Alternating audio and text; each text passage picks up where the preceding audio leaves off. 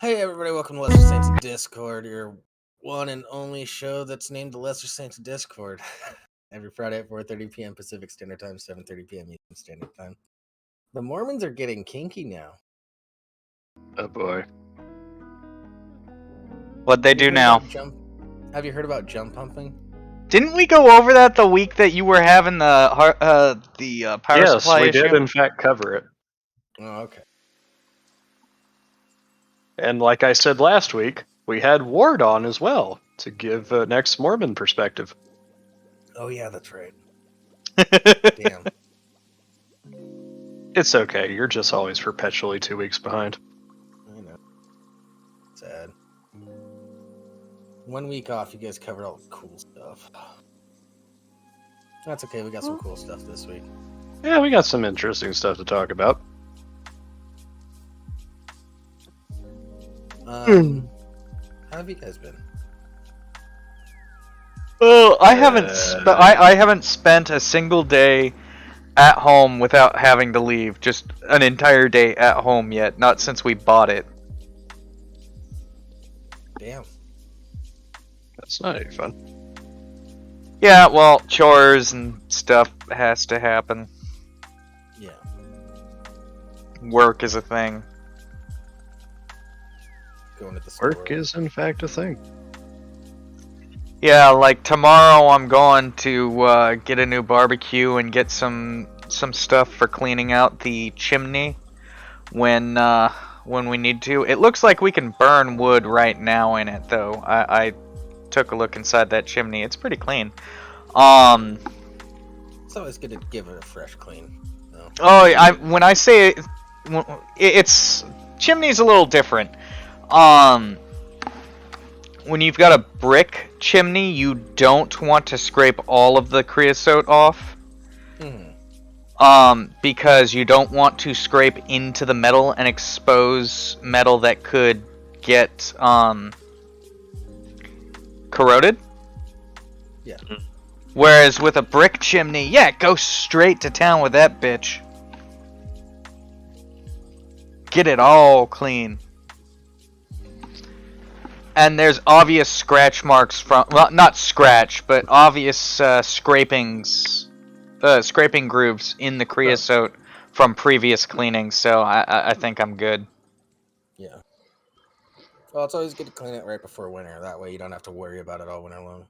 Well, I mean, when I say that it looks clean, I mean, like, it looks like they cleaned it and didn't use it again since. Oh, okay. Cool.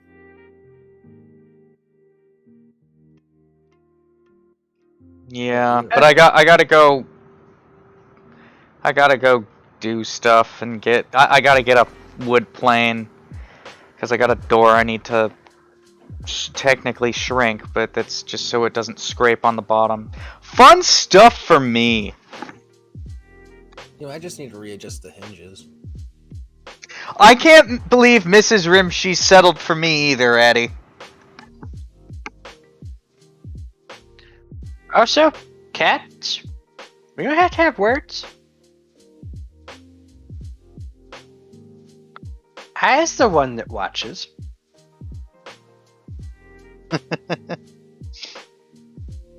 Rimshee apparently listens now. Jabel should be the one who speaks. No, I'm the one who knocks.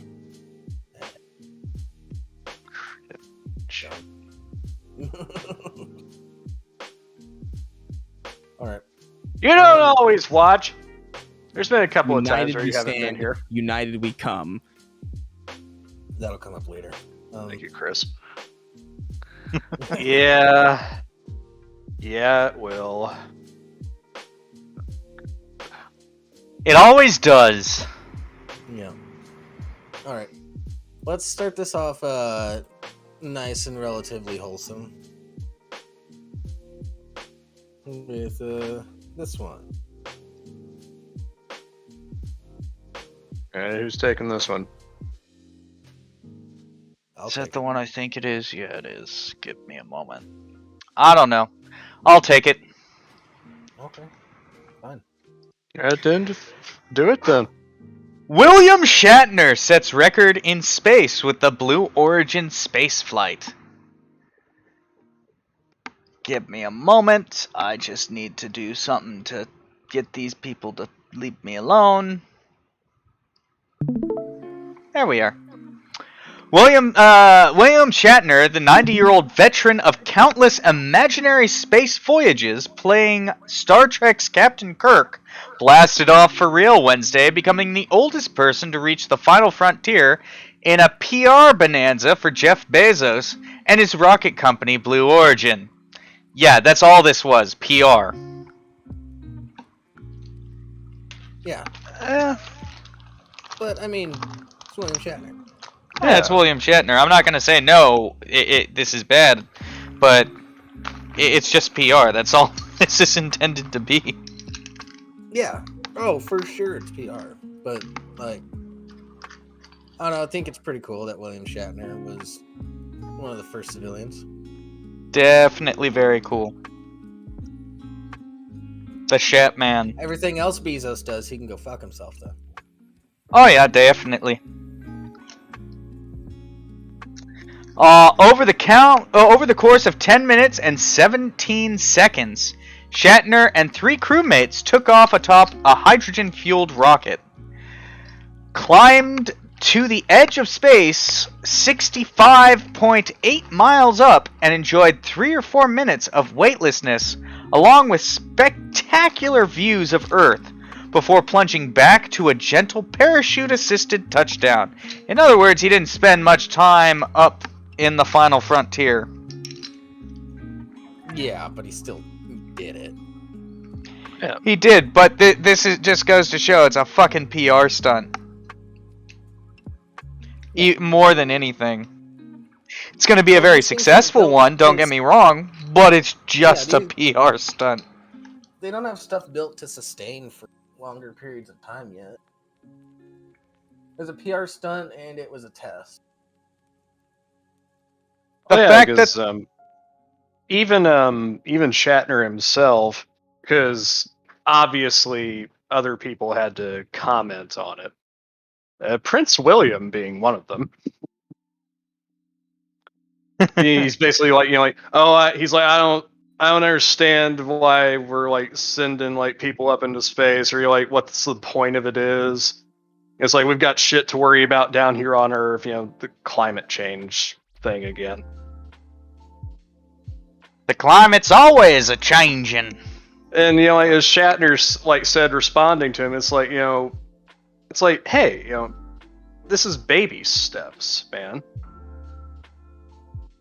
This is just showing that like this is becoming like more practical, that we can actually start sending shit into space.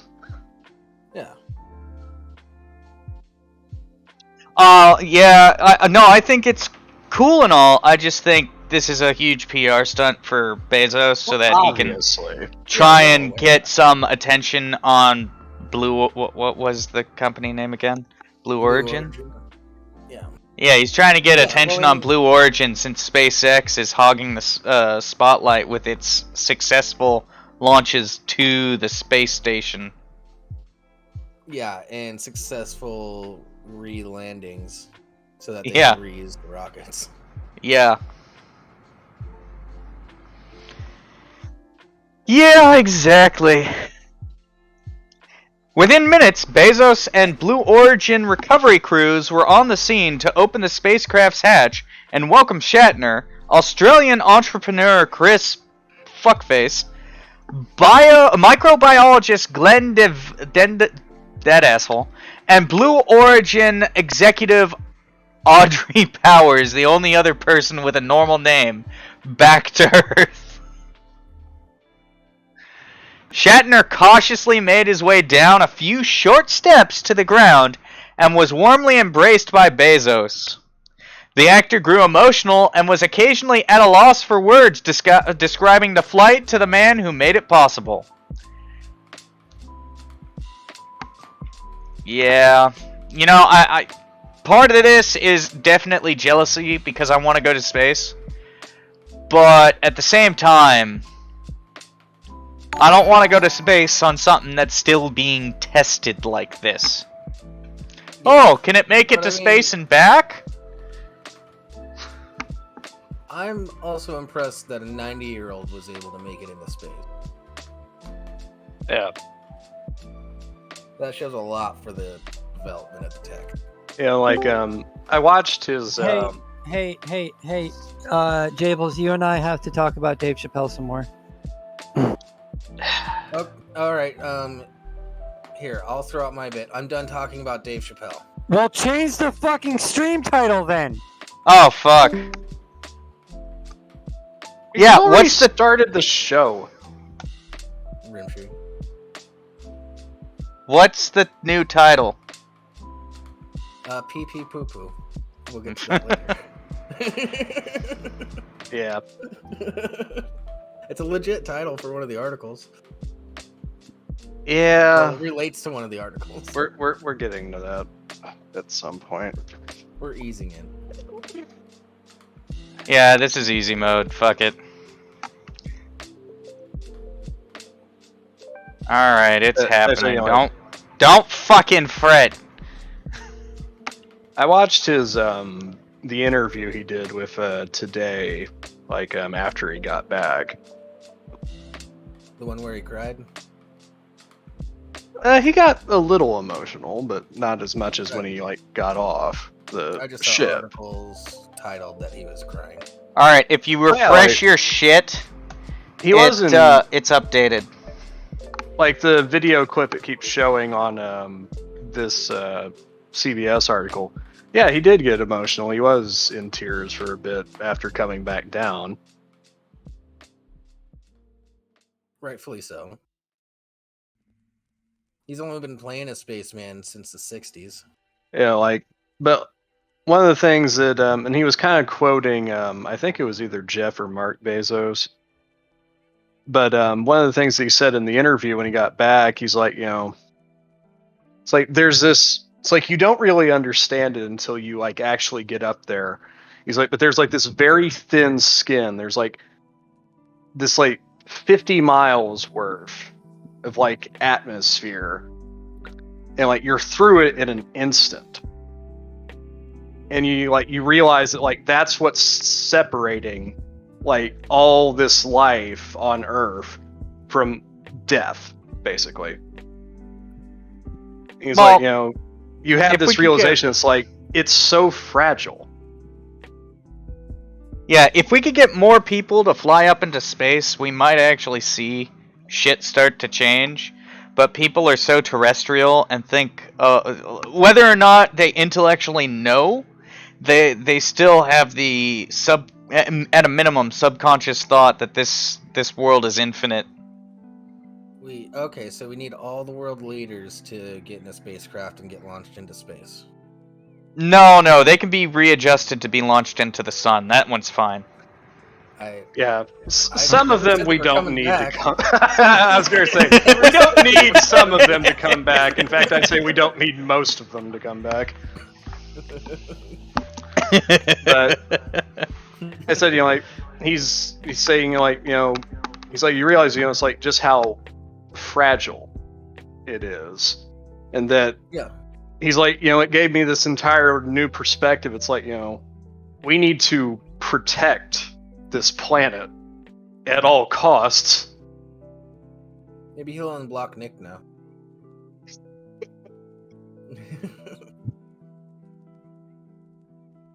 Probably not. Alright. The fuck is this? Oh, course, okay, you know, cool.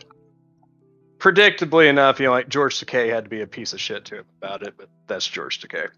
What did George? Yeah, George Takei went from like a nerd icon to, well, he's kind of just annoying at this point. Basically, George just made fun of Shatner for being old and fat. Why? Yeah, like I said, he went from being a nerd icon to what he is now. It's like, oh, it's like he's basically like, oh, he's basically like an unfit guinea pig for like space flight. It's like he's just jealous. George. So you are Sorry such a. couldn't go into space, George. Fuck. I was you. curious. It's like you're just such a petty, miserable little shit at this point. Yeah, I thought it was really funny when he got called out for sexually harassing people. When he was railing against everybody else that did anything that might have seemed even slightly sexual harassment. Yeah. Yeah, like, he had he got to go into space, and like, it was a really touching experience for him. I'm happy he got the opportunity. I'm happy that he lived long enough to get that opportunity. Yeah, even if it was for such a short time. I don't begrudge him at all. I just... It's Bezos. Fuck Yeah. Bezos. Please don't cancel our show. Bezos is a different story. We're talking about Shatner right now. Yeah. Pretty good, Shatner. Captain Kirk finally made it to space. The true Captain Kirk. Yeah. Not the what's-his-face knockoff that they did for the Can Kelvin we not timeline. talk about the J.J. Abrams movies? I didn't want to mention his name. I was just going to say the Kelvin timeline. Okay, no, like, here's the thing. I don't have a problem with Chris Pine. I don't. He's fine. He actually didn't do too bad in those movies. Every It's just real issue I had more to do with the movie. Yeah, I didn't have any problem with the casting, really. Like, the guy that they got to do Spock is pretty spot on. I personally thought that Carl Urban as Bones was great casting. Fuck yeah. He nailed mannerisms. Oh yeah. But it's just the movies themselves, like the plot lines, the character development, it's shit. It's Suddenly- dog shit. Yeah, suddenly Uhura and Spock are a thing. Why? Yeah, it's fucking. I agree with Addy. It's fucking horseshit that we're probably never getting another Dredd movie with Carl Urban. That's Oh god, so bad. that is so disappointing that we're not getting another one.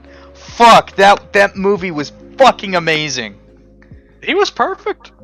Talk perfect about in an that movie. he also, because of his his love of the character, he refused to take the mask off. Yeah, he was very clear about that when he was cast. It's like, I'm not taking the helmet off. Yeah. Which, solid. Which would be Dredd doesn't hilarious take it if off. if he literally never took it off during the entire shoot. Just There were my understanding was that anytime he was in costume, it didn't come off unless he was like eating or something like that. Unless it was like a very good reason to take it off. yeah. And even then. Okay, like, I love Stallone too, Larry, but that was not a Judge Dredd movie. No. That was Stallone plays as Judge Dredd, a Stallone movie. It was just Stallone being Stallone. Yeah. Let's just call it what it is. That's like that George Clooney Batman movie. Oh, Batman and Robin? Yeah, where it's just George Clooney pretending to be Batman.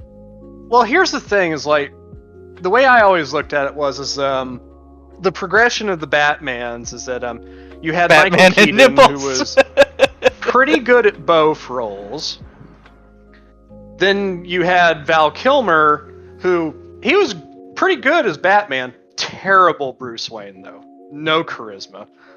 Mm-hmm. George Clooney, perfectly suited to be Bruce Wayne, the billionaire playboy. He sucks in the Batman aspect, though. And then you have Christian Bale, and he's reasonably okay at both. The voice is terrible, though. They really went way too hard on that. And then you have Batfleck, and again, he's reasonably okay. at both. He's better. He's better than I expected. I will give him that. I didn't even bother with that movie. Now, the one that I'm curious about is how Pattinson's going to do it. I think he'll surprise all of us because I've seen some of his other movies outside of like Harry Potter and Twilight. Yeah, stuff. He's a pretty good actor. No, yeah, like the dude's got acting chops. He really does. Yeah. And the trailers for the Batman that have been shown so far look fucking great. I haven't seen any of them because I don't watch TV no more. They're on YouTube, and sometimes you get pop-up ads for it. Alright. So you want to talk about something from space coming to Earth? Yeah. Yeah, screw it. Why not? Because for all the stuff that we send into space, space is more than willing to throw a ton more shit back at us. Alright, is this the one I'm thinking about with the, Canadian? with the, bed making? Yeah. Alright, who's taking this one? Because I've got the title article a bit later, so I'll let James handle this one. Okay. Meteorite crash lands in woman's bed in Canada. That's one way to wake up. She awoke to find the space rock next to her head. Okay, I'm calling bullshit. A woman in Canada narrowly missed being struck by a meteorite that crashed through her roof and landed on her pillow. Ruth Hamilton, a resident of Golden, British Columbia, was asleep on her bed on the night of October 3rd when she was jolted awake by an explosive bang as something plummeted through the roof and showered her with debris. Hamilton told Victoria News on October 8th. She jumped out of bed and turned on the light, discovering a rock lying nestled between her pillows right next to the spot where her head had been moments earlier. The object was about the size of a fist and weighed about 2.8 pounds. That's highly unlikely, but completely possible.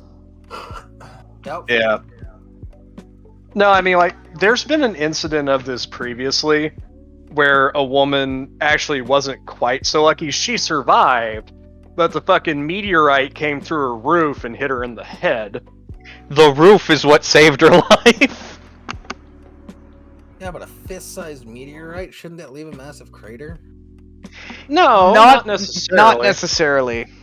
Especially, like, as we said, like, going through the roof, like, served to decelerate it quite a bit.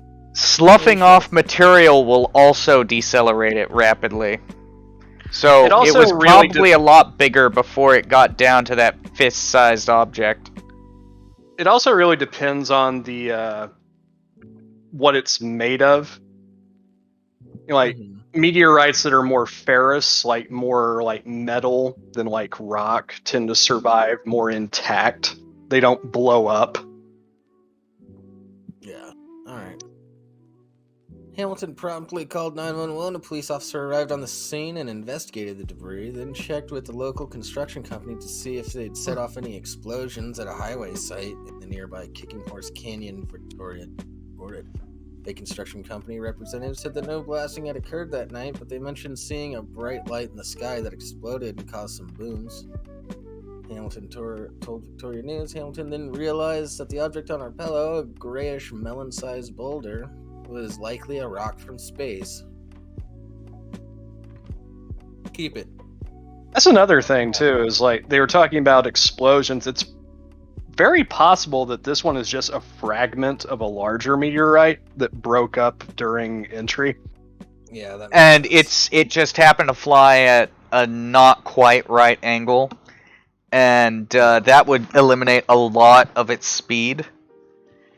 And then it was probably just it probably wasn't quite at terminal velocity yet when it hit the roof. Alright. Yeah. Makes sense. Yeah, it had just enough momentum left that it made it through the roof, but once it made it through, it's just like, oh yeah, I'm just gonna rest on this mattress here. Yeah, it also the mattress would have absorbed a lot of energy. Hey baby, what's up?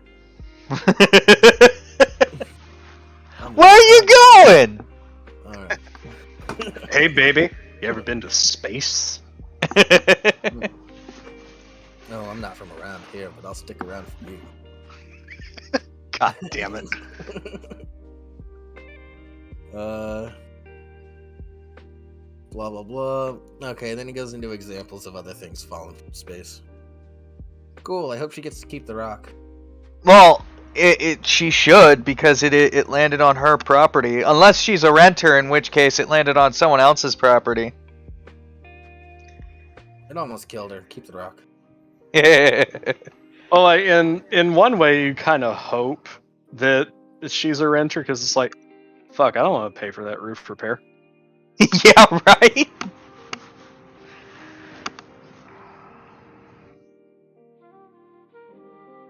Oh no. What the fuck are you degenerates talking about in chat? You're talking about cum. What the fuck, Mickey? That's... Like, You know what? I expect that shit from Addie, but what the fuck? As somebody who had a history of ear infections as a child, that makes me uncomfortable.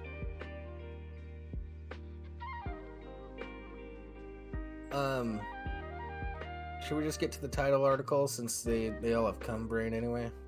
Yeah. So, I normally don't do this, but anybody wanting to leave the show probably wants to do it now. Because this next article is pretty fucking gnarly. Yeah, take your time while I add these links to the description. Because you're either not going to want to miss this one, or you're going to wish you were hella far away. Yeah.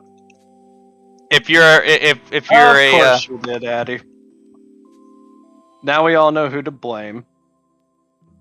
I'm ready to go.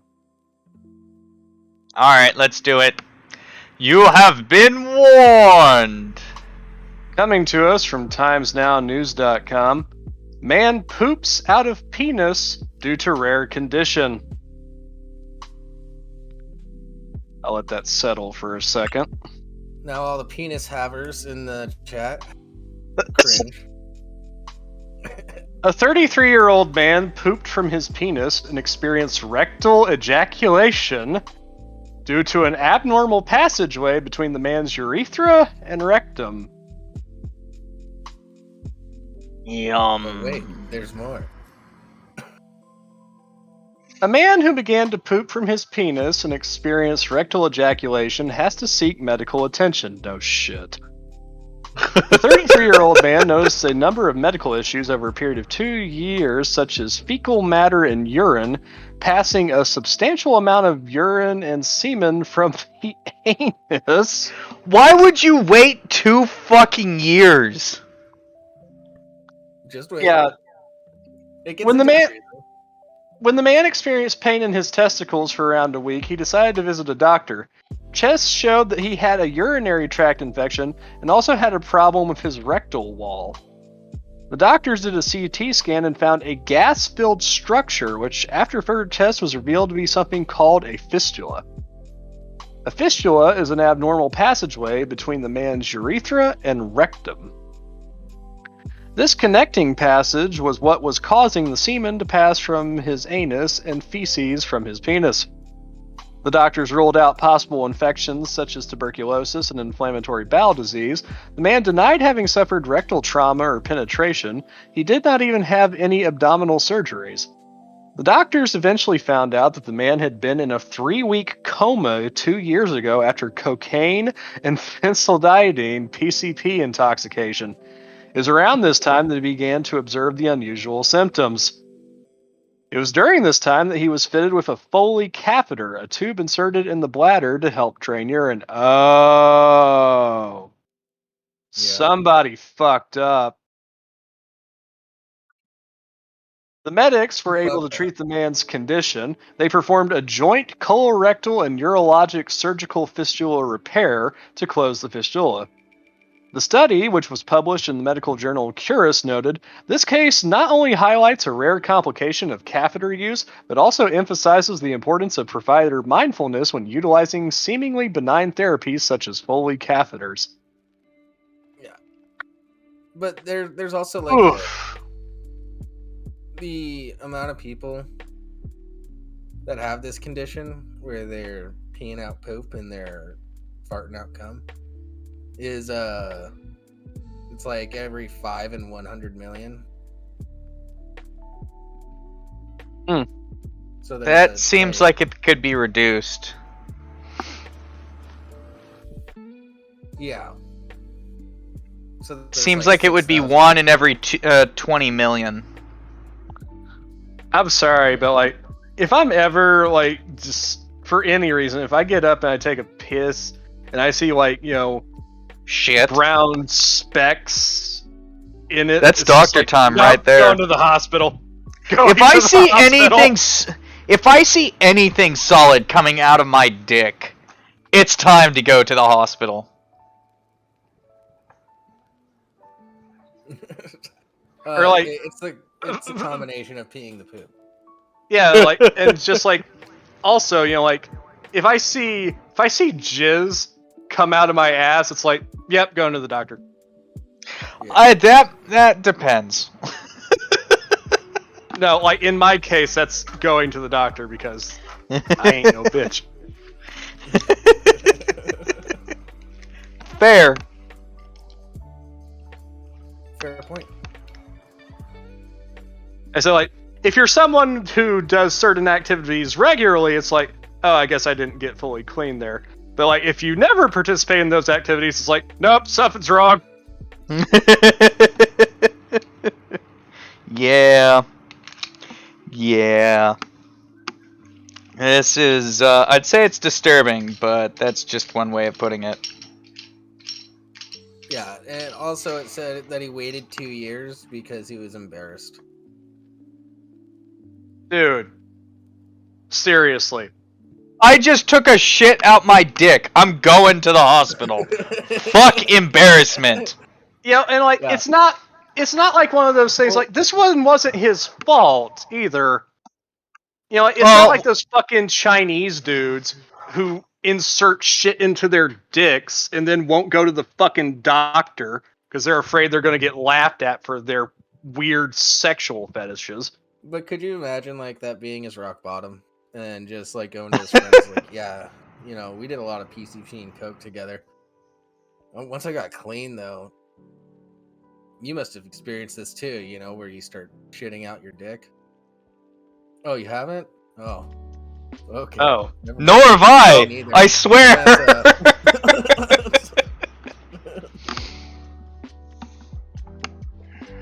Oh, the aristocrats. Yeah. Somebody,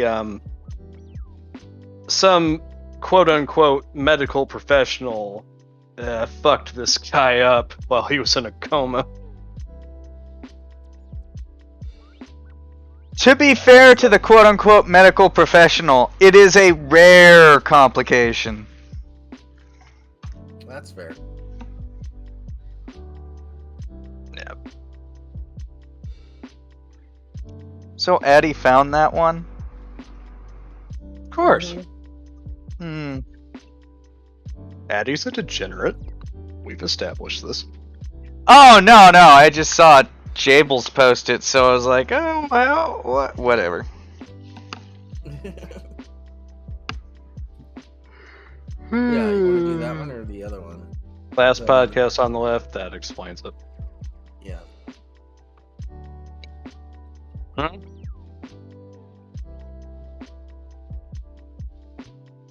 Which one? Oh, I don't know. One of them talks about the princess deleting an Instagram post. The other one talks about the guy actually coming out as a hybrid. Yeah, I don't know. I don't know. I don't know. Both of them seem kind of pointless. Yeah. I'll break it down for you. Apparently, some guy a princess was dating came out as a hybrid reptilian, and now she's scrambling to save her public image. Yeah, because she's royalty. Woo.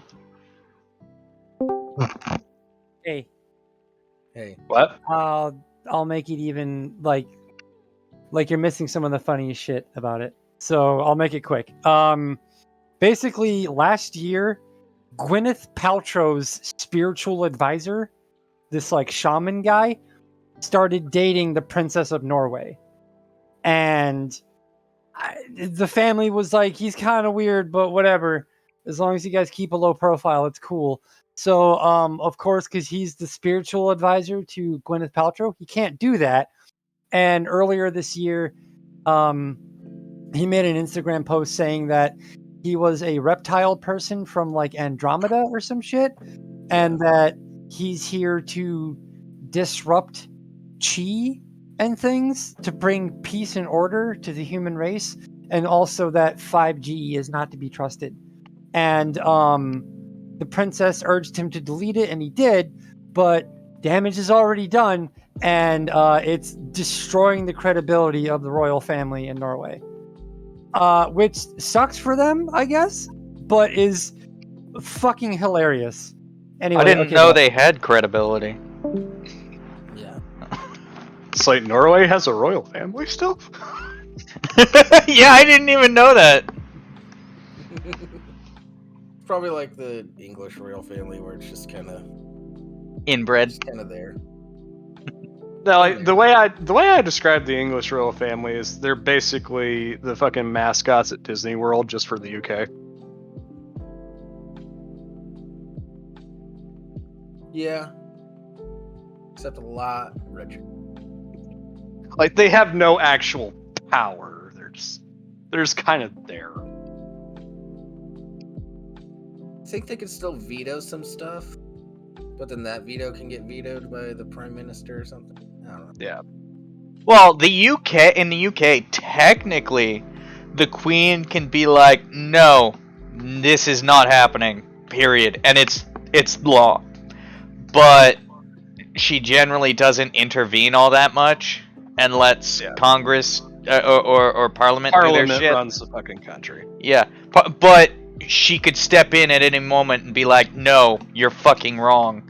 And she actually has the power. Okay.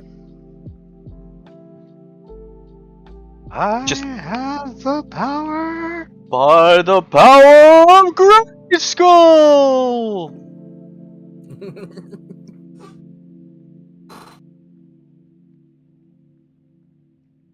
Ooh. Well, we do have that other one then. Yeah, let's pull it up. Who's taking it? You guys have a king? I didn't know that, Larry. Who has a king?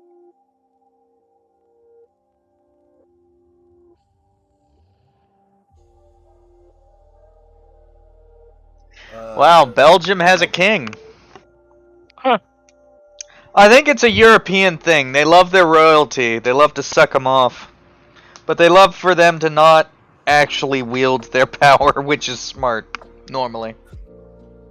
Yeah. I said, they're more like mascots. Usually, yeah.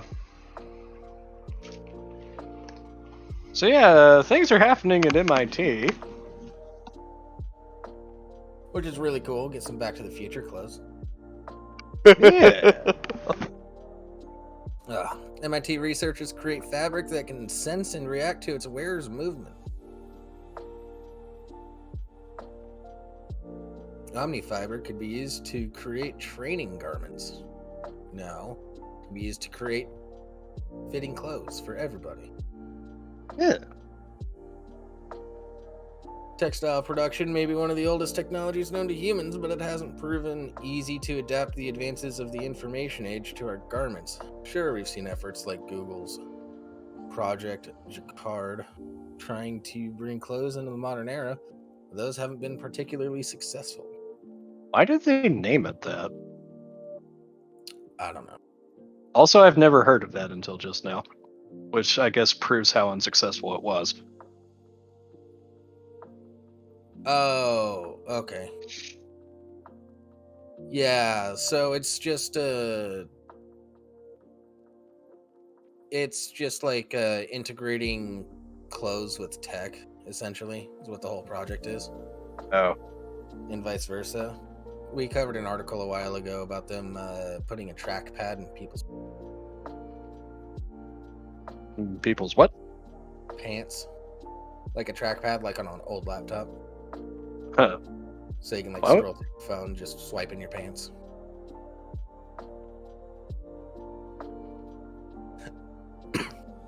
Not that that's stopping a team of researchers from Yeah, you're on the right spot. Yeah. All right. Not that that's stopping a team of researchers from the Massachusetts Institute of Technology and Sweden. They've created Sweden, huh? Sweden. Just the entire country is just going at it, making these textiles. To be fair, That's what how we're big kno- is Sweden, really? Well, that's what we're known for in Sweden. They've created a smart fiber that can sense and respond to the movement of its wearer. The software. Oh man. Non-bunching underwear. Hmm. Man, that would be Yes. nice. Where do I Just for the radio. invest? Yeah. Warming up to this. It will turn one size fits all truly into one size fits all. Yes.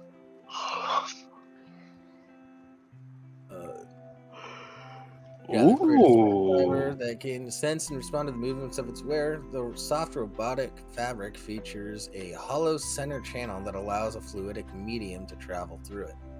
With the help of compressed air, the fibers can bend, stretch, curl, and pulse on demand. That's something that allows them to provide tactile feedback in real time, making them akin to an artificial muscle. Ooh. Yeah, Addie's. I think Addie's right. Mm-hmm. Especially like Yeah. they just had to mention like at the very last, it's like that it can pulse. Yeah. You're gonna get a hand job from a glove. They're gonna start impregnating fleshlights with this shit. Hey, look at that! That demonstration was cool. Yeah. Kind of freaky, but cool. Let's see. Oh yeah. Are you showing the demonstrate? I'll keep reading Rimshee. Yeah, well, I already played it on mute while you were reading it, so keep going. It's done. Artificial muscle fibers aren't a new idea. Other research teams at MIT have approached technology in their own way. However, that makes OmniFiber notable is that it doesn't heat to change its shape. Immediately, that makes it more practical since overheating the skin is not an issue. It has other advantages too. It's possible to make the fabric with relatively inexpensive materials, and the fibers don't require a delicate weaving process. The team, yeah. No, I want a kick-ass Back to the Future jacket where I just push a button and it just sizes up. Schlorp. Yeah. The team envisions their fabric making its way into garments that could help teach athletes and singers how to control their breathing better. Oh, another even more exciting application could see an OmniFiber garment help someone recover their natural breathing pattern after a respiratory disease like COVID-19. It may be some time before we see OmniFiber make its way into the real world, but that's not to suggest the project is done. Ozgun Kilik-Afsar, whatever, one of the researchers who worked on the fabric, told MIT News she plans to continue working on the system. Among the things she wants to do is develop a manufacturing system that allows the creation of even longer filament. Okay, so can we just take time to appreciate that her parents named her Ozgun? Ozgun. Well, I don't know. Origin of the...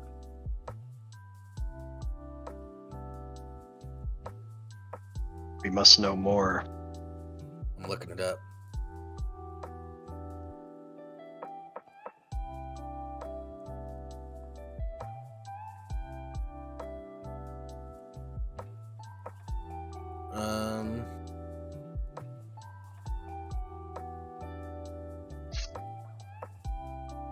Yeah, I don't know anything about Ozgun. Its origin is Turkish, I guess. Hey, Larry was correct. Ah, well, Yeah. Istanbul is Constantinople. I don't know. Was Constantinople. Yep. Even old New York was once New Amsterdam.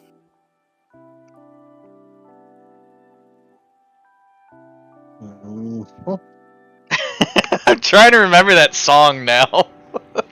It's gonna be stuck in my head for a while. Istanbul is Constantinople now. Istanbul's not Constantinople. Fucking hell! They might be giants is now stuck in my head.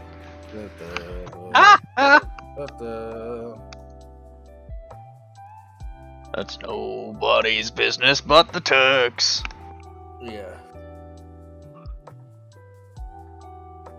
Huh. Yami, you missed the pee pee poo poo. You're late. You know exactly what you walked into. It's not our fault you weren't here to witness it. Addie sounded like she's been reading Barnum's Thesaurus.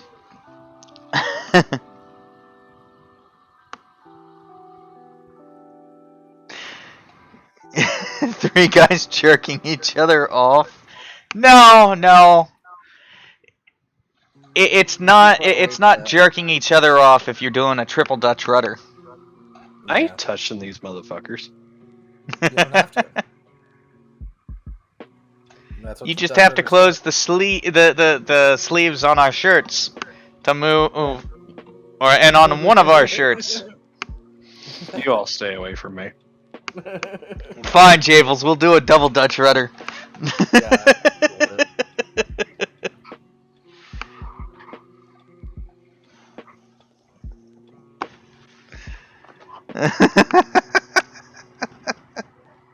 You call bullshit on what, Yami?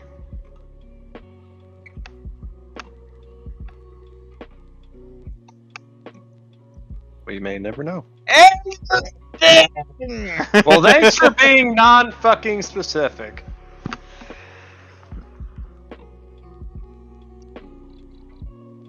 What the fuck are we lying about? We've been sending factual articles all day. Yeah. We haven't covered one parody article. Yeah. Nope. We haven't done parody articles in a long time. Yeah. It's been a while. Well, maybe the next one will be a surprise and we'll be like, oh, by the way.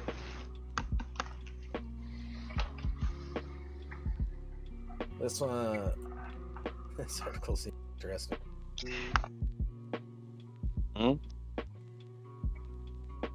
I know what you did, Yami. Alright, who's taking this? Which one? Oh! Oh!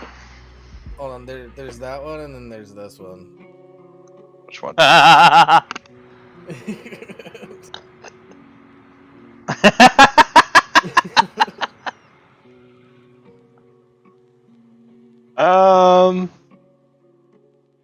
I think I'll take the second one.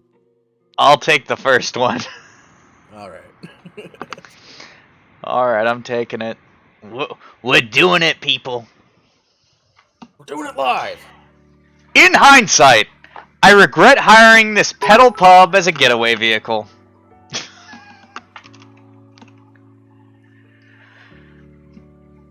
It really did seem like a good idea at the time. Admittedly, I had had a few daiquiris then, so maybe my judgment was a bit blurred. But looking back now, while awaiting trial for armed robbery, I realized that a party tour pedal pub was not the wisest choice of getaway vehicles. Don't get me wrong, it was still a lot of fun, and had the circumstances been different, I absolutely would have hired it again. But as a facilitator of a daytime bank heist, it has some slight drawbacks. For one, not a lot of storage space. I had to leave half my hall behind after those girls refused to make room behind the bar for it. And that's another thing. I didn't realize that sometimes multiple groups can hire the same tour, so I ended up sharing the entire getaway with a bachelorette party from Hoboken. Oh no. They were the most conspicuous thing I have ever seen. Although I do wish Jen and her ex-husband all the best in their new vow renewal. The biggest drawback had to be that pedal pubs are unreasonably slow moving, which I initially thought might help me blend in after the robbery. And let me just kind of Kaiser Soze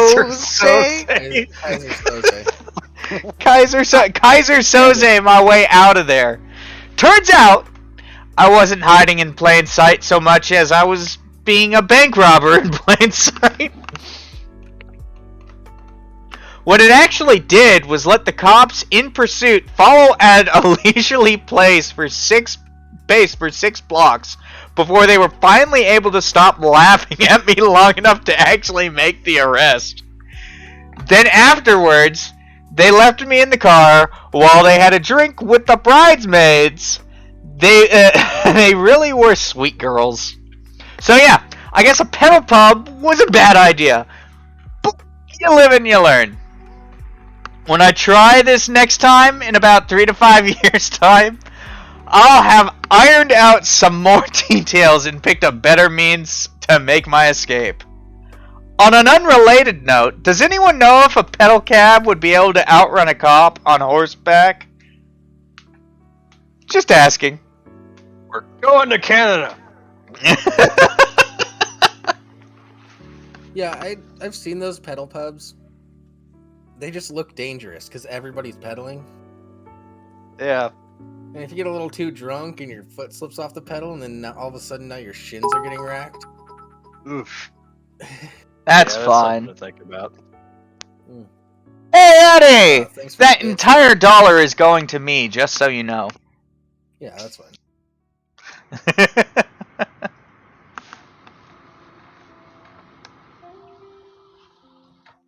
All right. Moving right along. I thought we were gonna spend way more time on the pee poo poo article, but Who wants to Let's- talk about it's shitting out okay. their dick? yeah. Why the fuck am I thinking about septic systems now? I don't know, maybe because you have one. Yeah, I do have a septic tank. Fuck. It's not that bad. No, just that I'm thinking about it. Fuck, we're in a show. I'm thinking about a septic system. What the fuck is wrong with that? Larry, am I right? God damn it. I haven't heard that name for years, Larry.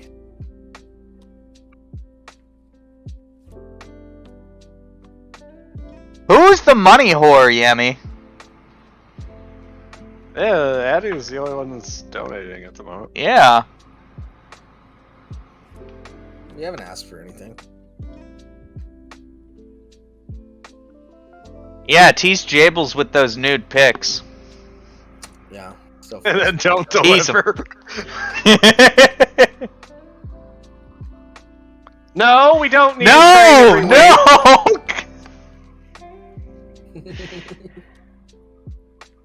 Hey, Mom, No, this we is do your not one want a sub, so train let's just ever- Discord. I'm not gonna say no to a train, keep that in mind. However, we do not want a train every week. We're just commenting on how Addie's the only one spending money, so who the fuck is the attention whore? Thank you, Addie, for gifting a tier 1 sub. And Oh no.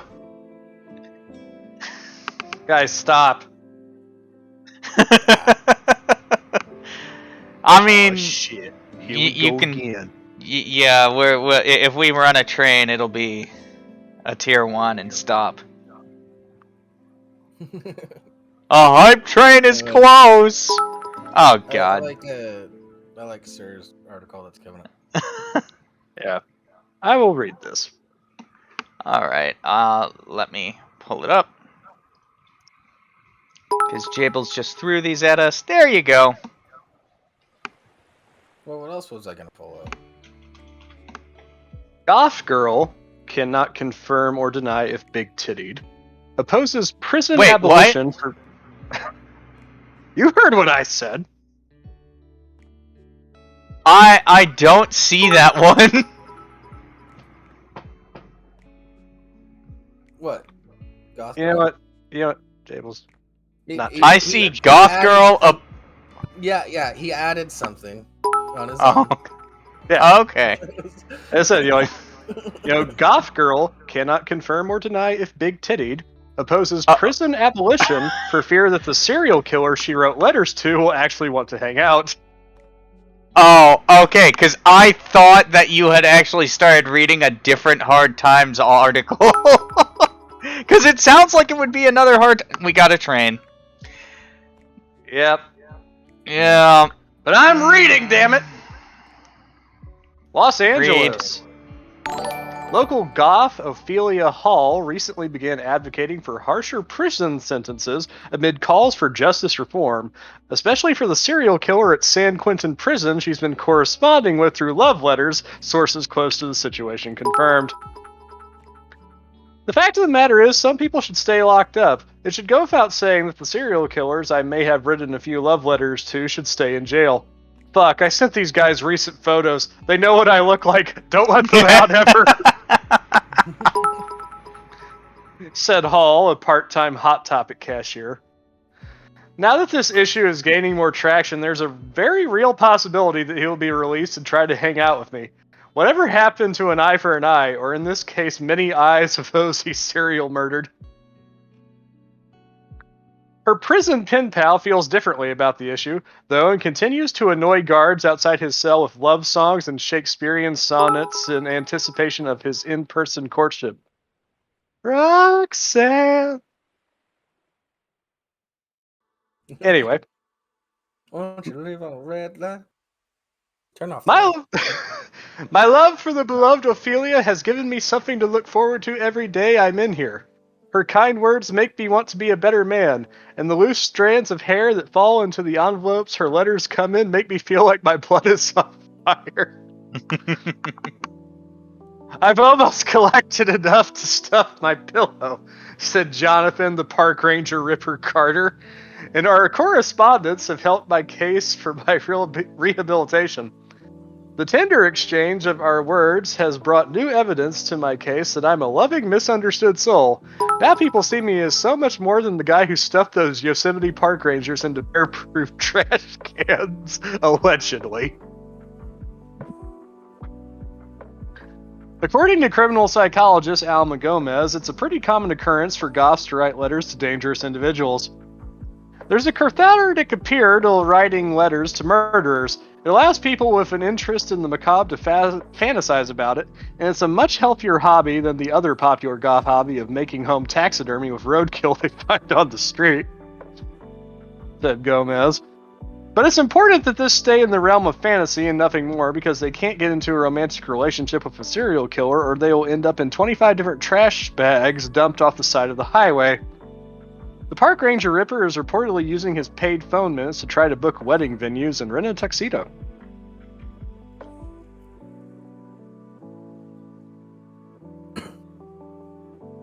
It just ends like that. Yeah, this is how it ends. Oh man. Yeah, you're in trouble, goth lady. Little bit flaccid of an ending, gotta admit. Yeah. A little bit flaccid. Yeah. Like this show. Yeah. Yeah. Yanni, what the fuck are you talking about?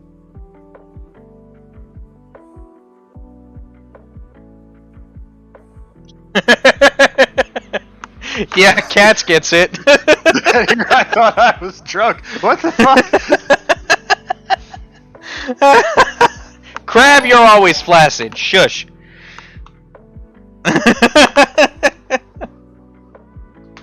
Yeah. Who the hell is cum? Never mind. I don't want to know. See, the thing is, Crab is like self-deprecation can be funny, but you're not funny, so it doesn't work here. Yeah, it can be funny if it's either slightly true or not true, and you're just not gonna be funny in doing that. Oh, I got that little kid crying. God damn it, Larry! Larry could be back with 1,000 bits. Welcome to the cum zone.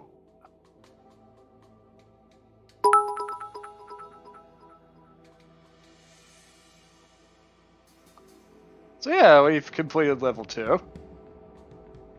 Yeah. Yeah. Rimshee, is there anything that we haven't covered in the last few weeks? Oh, I've got a ton of stuff up on my end. Yeah. We could talk about the guy who somehow crashed his car into the second floor. Oh, you had a burp, did you?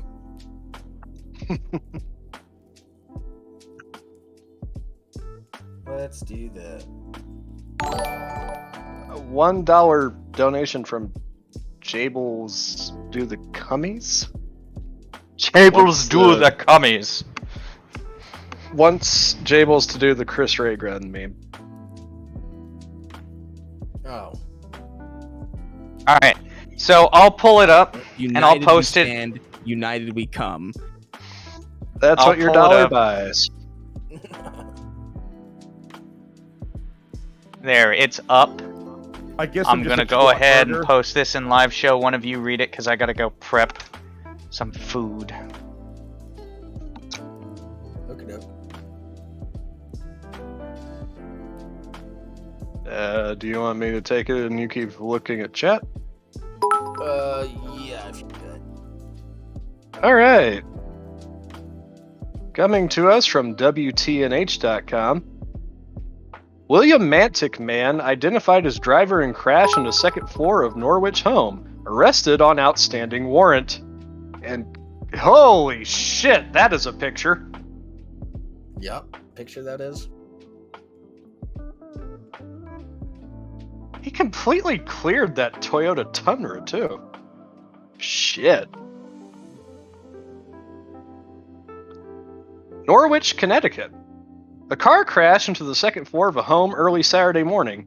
At around 1:30 a.m., Norwich police received several 911 calls of a dark-colored SUV ramming parked cars in the parking lot of Evil Olive at 543 West Thames Street. We're off to a great start.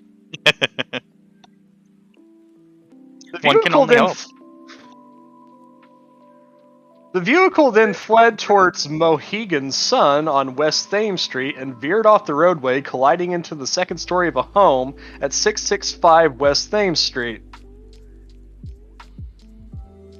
East Great Plain Volunteer Fire Company responded to the scene at 665 West Thames Street. As crews arrived, the driver, later identified as William Lassiter of Willimantic, was still inside the car with a power line on the roof.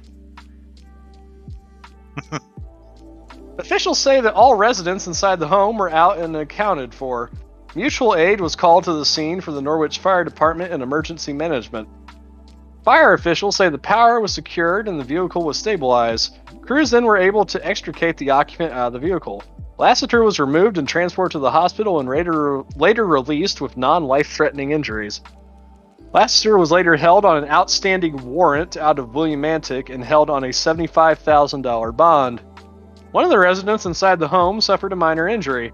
There were no reported firefighter injuries. The accident remains under investigation. I wonder what he had an outstanding warrant for.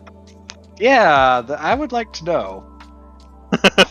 Also, how did he manage to hit the second floor? They don't explain that. Yeah. Because, as I said, he completely cleared that Tundra. Pretty impressive. There must be I want to say there must be a hill or something, But you know, for all we know, he somehow did the did the wanted launch and went off of a fucking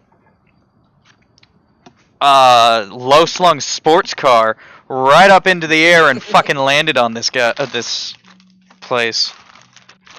Or, you know, he could have just, the roadway he was on was elevated relative to the house he hit. Yeah, Possible too.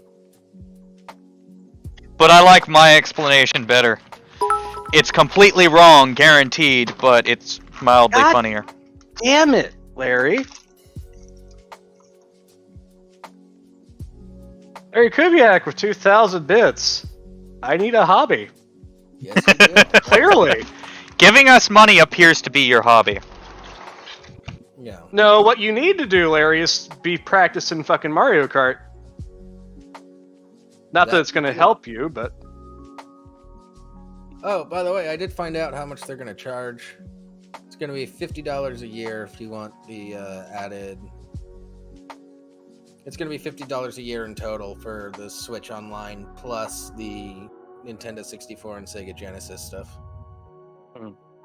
64 a year? 50, he said. 50. Yeah, 50. That's No. not terrible.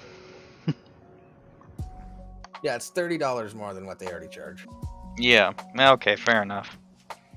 I mean, it's still cheaper than Xbox Live ever was. Actually, yeah, no, you're right. That's maybe $10 less than Xbox Live at its cheapest. I thought during the 360 times Xbox Live is like $50. It may have been around that. Maybe. All I know is that they don't let you buy a year of Xbox Live Gold anymore. It's not even an option. Yeah. Larry. You can only buy 3 months at a time now because they really, really want you to get Game Pass instead. Yeah. Larry, it's not too expensive for me. Fuck yourself. You're gonna lose. I just realized this is the last time I'm cooking on this barbecue. Why? Because tomorrow I'm going to get a new one. Oh, okay. On that specific barbecue. Yeah. Hopefully you're sending it out in style. It's got an apple sausage and a hot dog cooking on it. You, sir, are terrible. Alright, fine. I'll set up the new one, but before I fully move over, the last thing I'll cook on it is a good steak. Good man. Give it a proper send-off. Yeah, it's been in use for probably a decade plus. Not by me, mind you. That's still a good career for a grill. Yeah, I've had it for probably the last two and a half years, maybe? 2 years? That's not a very long time to have a grill. No, but it was a hand-me-down, so. Yeah. Okay. And it needed to be replaced when we got it, so. Yeah. Yeah, that's why you got it as a hand-me-down. Yeah. It's a veteran. It's seen many cookouts.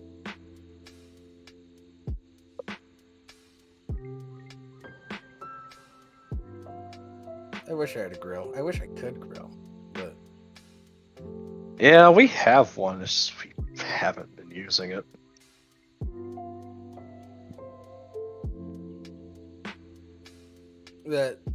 that's called playing with fire, Yami, not grilling. Yeah, that's not grilling. That's being a pyro. I should know. I'm a former pyro. Alright, Rimshee, what else do you have that's back? Alright, let's look and see. One of my favorite things to burn was actually ballpoint pens.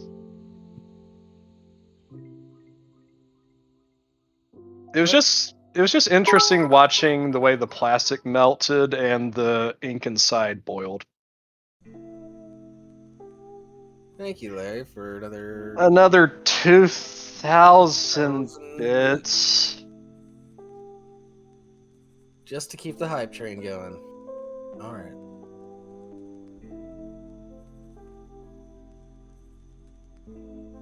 What does he give to All right, Nick? I'm looking. Larry, we'd never judge you. I'm not judging you, just questioning why.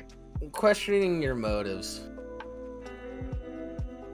Because this is the third week in a row that we've had a hype train that's made it to at least level 4. Yeah.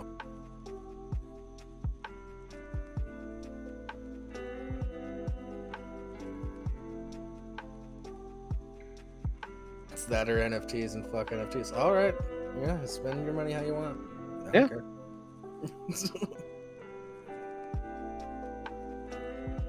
Look, cats, we're not used to making money on the show. Yeah. It's kind of new territory. And the last 3 weeks have been kind of unprecedented. Because there's been more actual revenue towards the show in the last 3 weeks than its entire existence. All right, I got one. I'm bringing it to the foreground. I don't think we covered this one. I mean, Erdania did in fact start it, but you keep it going. Oh. This one. Oh, wow. Look at that thing. It's like one of those race car beds, but it's a slipper.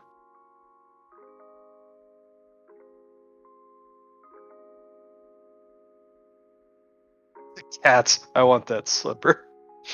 Of course she does. I cannot read this one because I'm still by the grill. Yeah, 1 second. I accidentally. I have audio coming through something.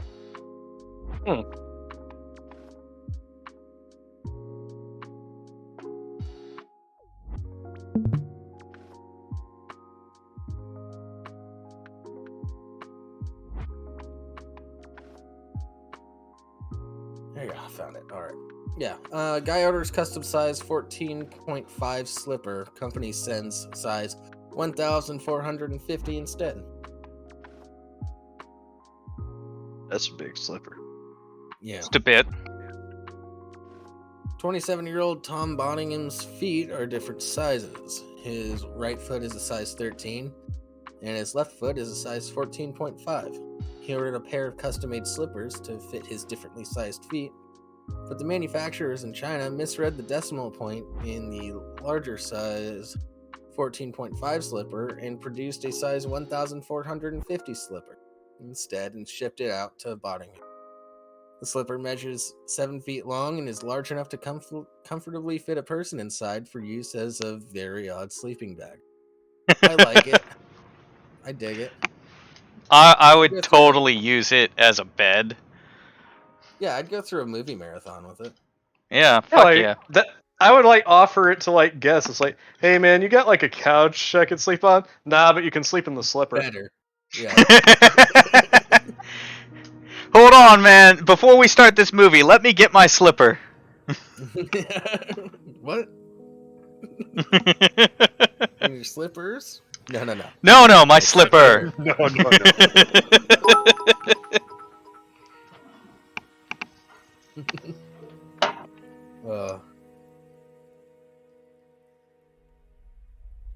I feel like you're trying to incite something there, Beck. Bottingham notes the size and he mentions his plan for the accidental slipper. It was sent directly from Hong Kong and measures blah blah blah, the same length as a grizzly bear or family car. I reckon I must be the owner of the biggest slipper in the world. I'm going to sell it online, and if I can make a few quid out of it, then all the better. Larry! For fuck's sake! Larry with 3,000 bits. Hype train completed. Why you gotta let Beck like that?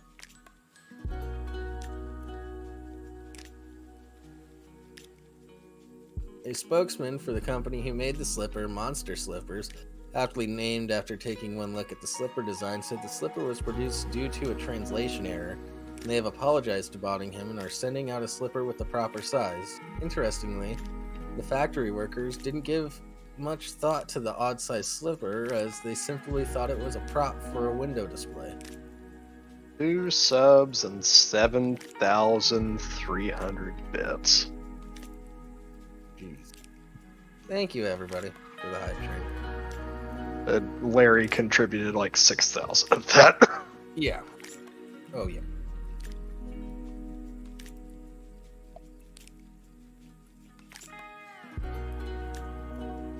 Larry's given 8,000 bits. Fuck. Damn it, guys. What? I don't even know what to say. Thank you, everybody. You're so nice. Oh, wow. That's over $100 in one train. Yep. Damn it. We're getting a payout this month. Why are you doing this to us? We're not even that good. This show hasn't even been that good. It's been kind of below average, I would say, but It's low energy. yeah, it is kind of low energy. What do you mean your own money back? You're not a showrunner anymore. You're not entitled to shit. Yeah, Eddie, we paid you off already. Besides, it's pretty sure it's Jables who's the one that would be cashing it out, not either of us. Technically, I have access to the account too. That's fine. I don't want access. Legitimately, or are you just being sarcastic? No, I do not want access to it. Yeah, Jables will usually take his section and leave whatever's in there for me, and I'll forget to go in there for a long time.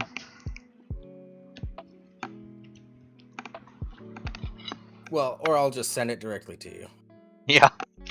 Usually after I've forgotten to go in there for a long time. Yes. Yeah, I generally just send it directly to Rimshee when I withdraw stuff.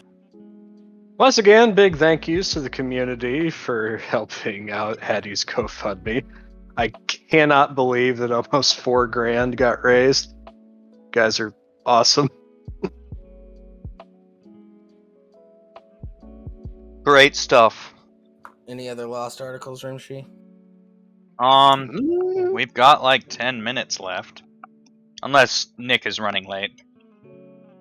Nick isn't running late, but I don't know. That doesn't mean he's gonna start on time, to be fair. You're trying to grill and take care of a baby. We're kind of out of shit to talk about. You want to just call it a night?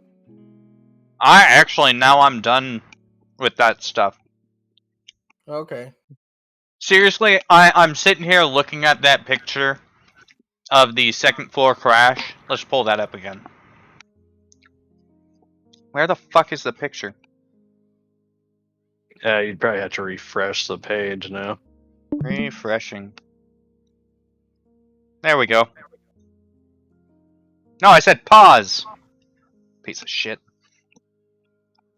Like, how the fuck did it clear the truck?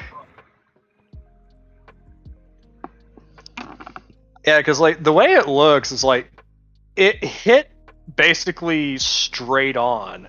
If Like, not a little down. It was fucking airborne. And then like it did like the fucking my brain shut off.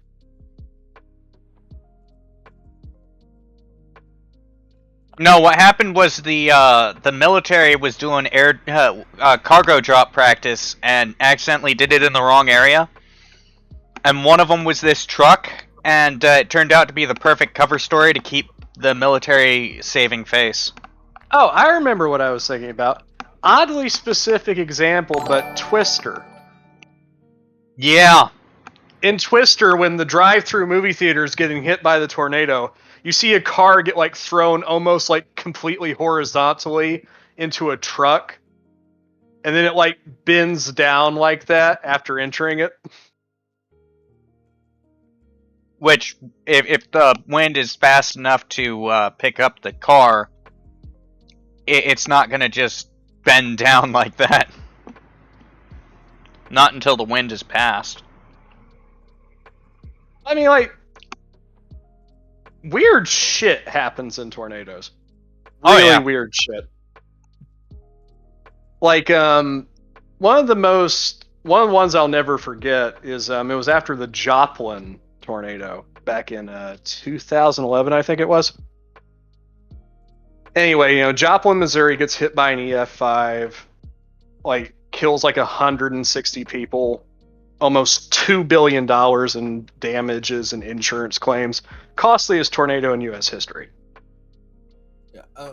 Real quick, Crab, thanks for the $5, but we won't be playing that clip because we don't play music we aren't 100% sure isn't copyright free. Yeah, we can't trust Twitch anymore. But this woman returns to her house after it's all over with. And as she's going to her bathroom, like somehow like her bathroom curtain got wedged between the wall and the ceiling. Huh. That Like wedged actually in makes there sense. wedged in there so tight she couldn't pull it out. But at the same time, all of her shampoo bottles were still perfectly lined up in a rack on her bathroom wall. Like they were just sitting there, like they hadn't even been touched. Interesting. As I said, man, tornadoes do weird shit. That's why they. Oh, yeah, they do. Supposed to be. Of course, like when you get to like really violent tornadoes like the Joplin one, a lot of the time there are multiple vortex. So there's a bunch of basically miniature tornadoes that are spinning around inside the main tornado.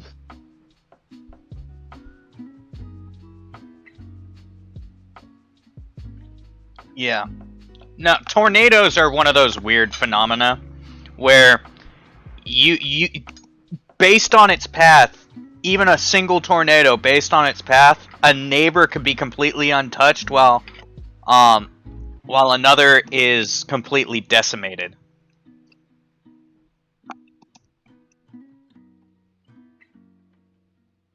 Yeah.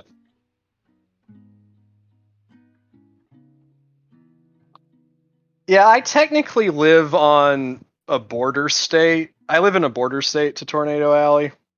Like, we get some of them, but not as many as, like, Tornado Alley proper. Tell you what, Alabama gets a lot of fucking big tornadoes. Yeah, I actually, in California, we were driving home from Oregon one time. This was at least a decade ago. And there was a tornado in the Northern California area. There's no guarantee you're not gonna have a tornado. Yeah, they can happen pretty much anywhere as long as the conditions are right. Yeah.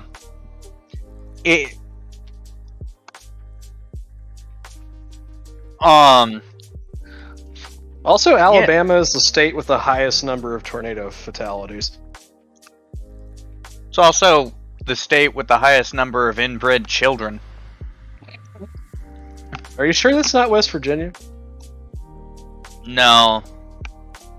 West Virginia doesn't have We did cover children. that article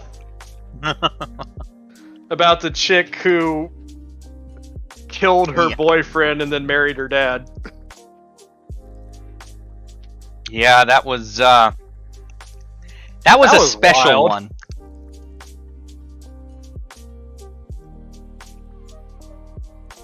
Remind me to never ever go to West Virginia again. Yeah. I've never been to West Virginia. I don't think I'm going either. Yeah, I wouldn't suggest it.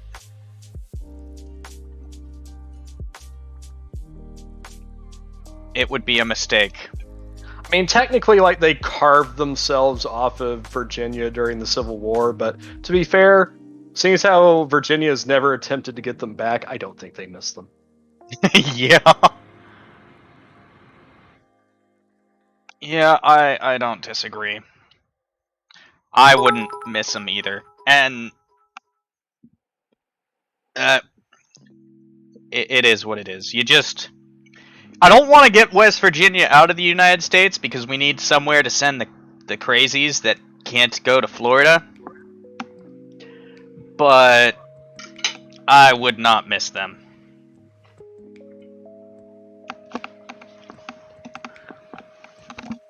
Yeah. I've only been in one of them, technically. Like, one tornado. This was years and years and years ago. I was at my uncle's house.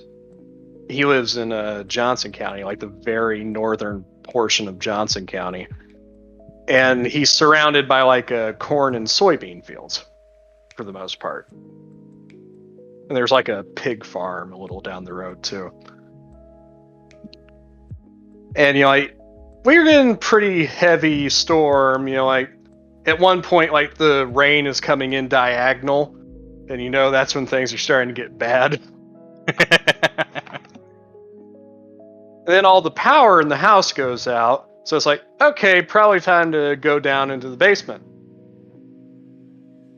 So we go down to the basement, it's like, it's not like a full basement, like half, it's like a lower story where half of it's in the ground and half of it's not. So my uncle goes to the garage to get his propane lantern.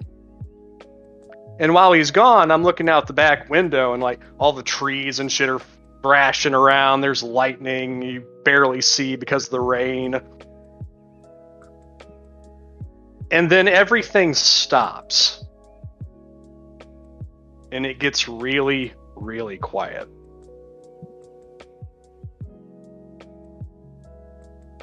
And in that moment, I'll never forget, in my head, I'm like, oh shit, here it comes.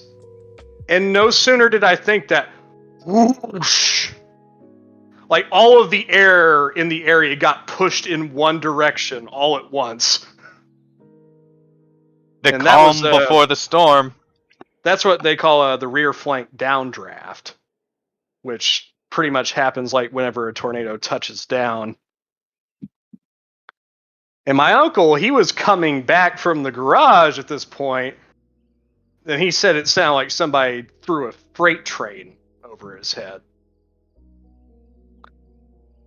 But yeah, it touched down across the field in front of the house, and we actually went up there later, and we saw where there were some trees that were just not there anymore.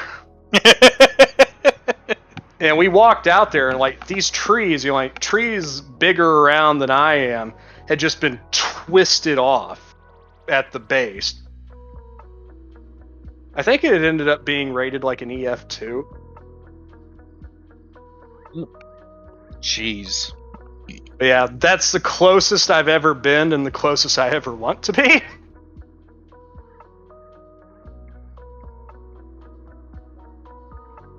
Yeah, I don't want to be. I've been in one hurricane, and it was technically a tropical storm or whatever the fuck they call it. It was right below an F1, basically. Right before a Cat 1, yeah, it's a tropical storm. Yeah.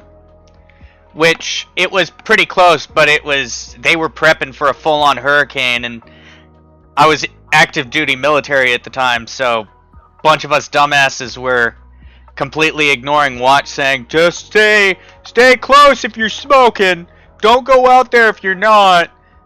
I didn't smoke at the time, but I went out there, and we're just standing there fucking with the rain and just feeling it hit us with stinging pain and just being idiots. Hey. Rimshee, so What? Nick's alive. Yep, I'm prepped. All right. Cool. Thank you everybody for joining us. Thanks for taking us on a hype train again. Much 3 appreciated. weeks running. Yeah. So, with that, see you guys next week, 4:30 p.m. Pacific Standard Time, 7:30 p.m. Eastern. And now join the next show. Yeah. Yeah. I will be a little late too. I have to run to the store real quick, but I will be there shortly. All right. We are going to raid now, and yeah, have a good one. Late. All right. Have a good one, guys.